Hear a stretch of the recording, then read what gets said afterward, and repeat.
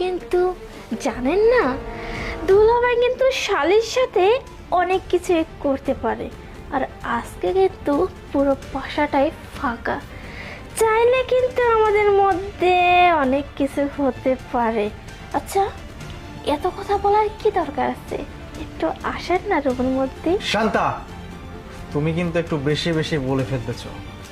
দেখো, আমি কিন্তু তোমাকে কখনো শালিকা ভাবি না, নিজের ছোট বোনের মতো দেখি। তাছাড়াও তোমার আপু যদি জানতে পারে তুমি আমাকে এরকম বাজে বাজে ইশারা দিচ্ছ, বাজে বাজে কথা বলতেছো, তোমার আপু কষ্ট পাবে না?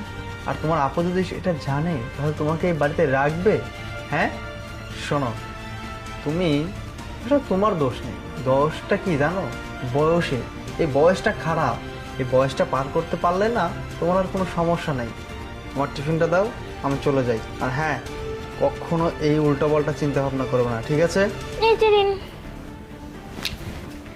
আরে দুলাভাই, আপুকে